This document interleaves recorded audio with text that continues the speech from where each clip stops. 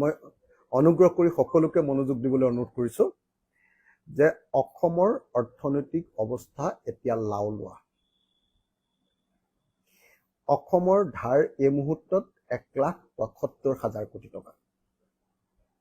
1,75,000 কোটি টকা। যিটো ধাৰ তৰুণ গগৈ ডাঙৰীয়াৰ দিনত অকল 42,000 কোটি টকালৈ বৃদ্ধি পাইছিলে স্বাধীনতাৰ পৰা তৰুণ গগৈ চৰকাৰৰ 2016 চনলৈকে সেই 42,000 ধাৰটো এতিয়া গৈ 1,75,000 কোটি টকা হ'ল।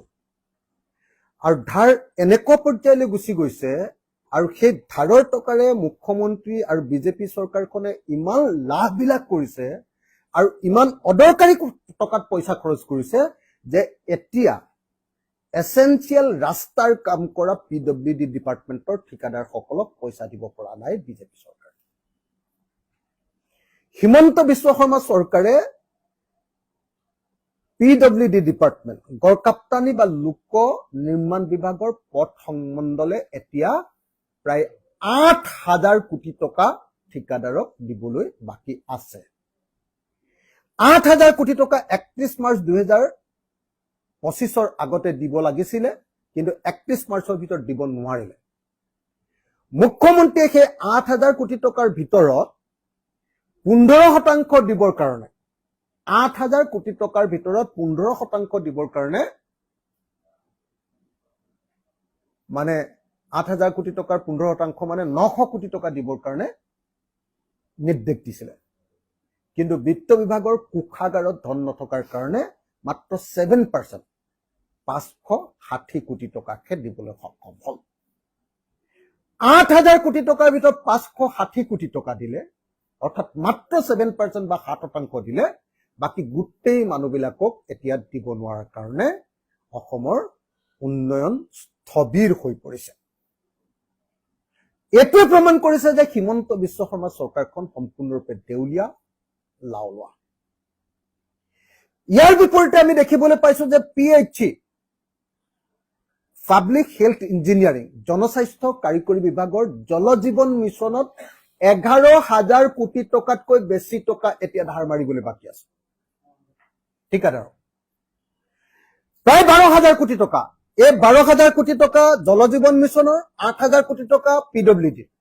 দুইটা লগ লগালে অকল দুটা ডিপাৰ্টমেণ্টত ধাৰ মাৰিবলৈ বাকী আছে 20,000 কোটি টকা। ধাৰ মাৰিব পাৰিলে কেৱল 560 কোটি টকা। 20,000 কোটি টকাৰ ভিতৰত মাত্ৰ 560 টকাকে 31 মাৰ্চত দিবলৈ সক্ষম হ'ল। অৰ্থাৎ আমাৰ অৰ্থনৈতিক ব্যৱস্থাটো হিমন্ত বিশ্ব শৰ্মাৰে ভাঙি পেলালে।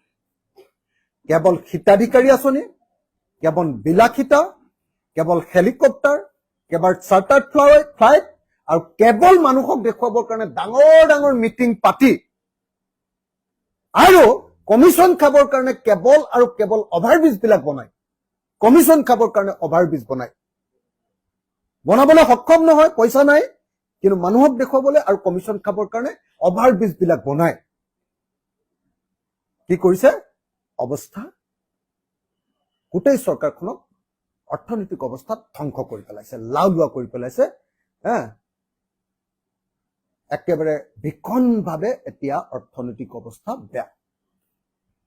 সেইকাৰণে এই মুহূৰ্তত মোৰ প্ৰথম দাবীটো হ'ল যে মুখ্যমন্ত্ৰীয়ে ভাল অৰ্থনীতিকক লৈ, ইকনমিষ্টক লৈ অসমৰ অৰ্থনীতি ভালকে এবাৰ ৰিভিউ কৰিব লাগে আৰু দেউলীয়া অৱস্থাৰ পৰা বচাব লাগে।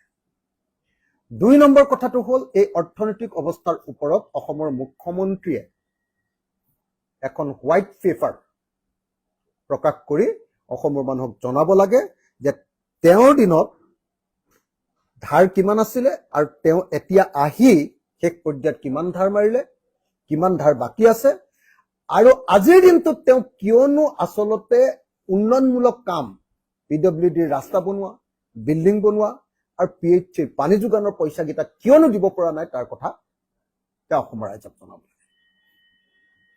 কিয় তেওঁ ষ্টেট চেয়াৰটোকে দিব পৰা নাই, ষ্টেট চেয়াৰটোকে তেওঁ কিয় দিব পৰা নাই, এইটো তেওঁ জনাব লাগে। এইটো 2।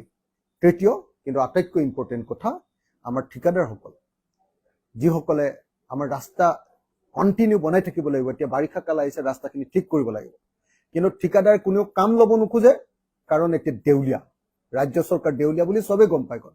এই চৰকাৰে নিৰ্বাচনৰ আগত আৰু পইচা ঠিকাদাৰক দিব নোৱাৰে বুলি গম পাই গ'ল। সেইকাৰণে ঠিকাদাৰবিলাকে কামেই কৰিব খোজা নাই। হা, এতিয়া হিমন্ত বিশ্ব শৰ্মাই অকল 3জন ঠিকাদাৰক পইচা দিয়ে, অকল 3জন। আপোনালোকে সকলোৱে জানে, আপোনালোকৰ ইয়াৰো এজন আছে বঙাইগাঁৱৰ, কি কয় এইটো আপোনাৰ বিলাচীপাৰাৰ, কি ঠিকাদাৰৰ নাম না? তো 3জন ঠিকাদাৰ, এজন হ'ল অনুপম শৰ্মা, দ্বিতীয়জন হ'ল অচ্যুত সিংঘি আৰু তৃতীয়জন হ'ল অনিল দাস। এই 3জন ঠিকাদাৰক অকল পইচা দিয়ে, বাকী গোটেই অসমৰ ঠিকাদাৰবিলাকক তেওঁ পইচা নিদিয়ে। এওঁলোকৰ লগত চাগে কমিশ্যনৰ অংকটো অলপ ডাঙৰ, ভাল চাগে অলপ পাৰ্চেণ্টেজ। তো গতিকে এই মুহূৰ্তত অসমৰ অৰ্থনৈতিক অৱস্থা অত্যন্ত ভয়াৱহ। হিমন্ত বিশ্ব শৰ্মাই অসমৰ অৰ্থনীতি ভাঙি চিঙি শেষ কৰি পেলালে, অসমৰ অৰ্থনীতিক দেউলীয়া কৰি পেলালে, অসমৰ অৰ্থনীতিক লাওলোৱা কৰি পেলালে। অসমৰ ঠিকাদাৰক এতিয়া হিমন্ত বিশ্ব শৰ্মাই প্ৰাপ্য পইচাখিনি দিব নোৱাৰে, যাৰ ফলত উন্নয়ন স্তব্ধ হৈ পৰিছে। আৰু সেইকাৰণে ইয়াৰ ওপৰত আমি এখন সদন কমিটি, এখন বিশেষজ্ঞ কমিটি, ইকনমিষ্টৰ কমিটি আৰু এখন হোৱাইট পেপাৰ প্ৰকাশ কৰিবৰ কাৰণে দাবী উত্থাপন কৰিলোঁ আৰু অনতিবিলম্বে ঠিকাদাৰসকলক পইচা দিবৰ কাৰণে দাবী জনালোঁ। ধন্যবাদ।